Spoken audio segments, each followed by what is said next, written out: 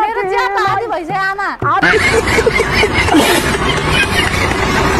Okay, कस्तो लाग्यो आजको यो हाम्रो बसाइ? तपाईँ त आज अब यहाँ तपाईँलाई यसरी कुरा गरेको थिएन होइन, तर तपाईँ त मेरो आफ्नै दाइ जस्तै यस्तो गाली गरिदिनु जस्तो लागिरहेको थियो।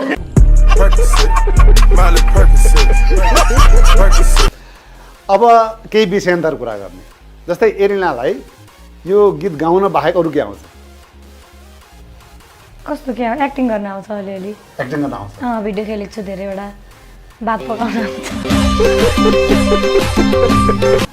तपाईँको गीत सुनेर सबै हाँस्न थाल्यो भने म पनि हाँसिदिन्छु।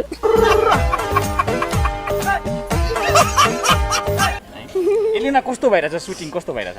सुटिङ राम्रै भइरहेछ, गर्मीले अब साडीले घोचिरहेछ अलिअलि होइन। अच्छा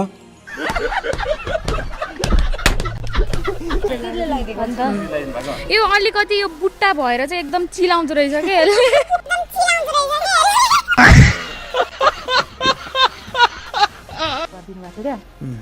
अनि क्लास 4 मा पढ्दाखेरि चाहिँ अनि त्यहाँनिर चाहिँ अब कति चाहिँ भन्यो होला, काली कति चाहिँ भने भन्नुहुन्छ सबैजनाले।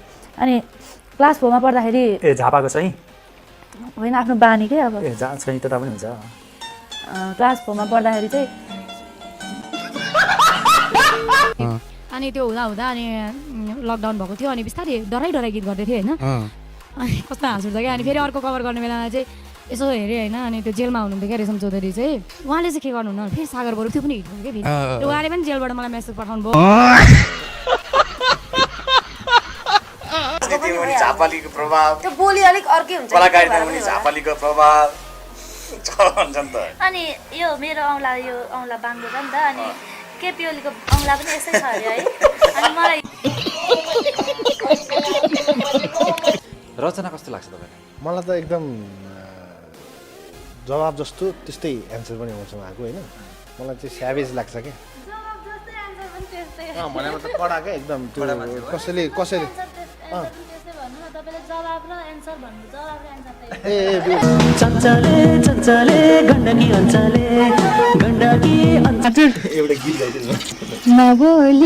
नबोली भैँसीसँग नबोली बिनाइ ढल्दैन है मेरो भैँसीको दुध नदुई। अच्छा ओके, तपाईँले अहिलेसम्म देखेको हाँसउठ्दो मान्छे चाहिँ को?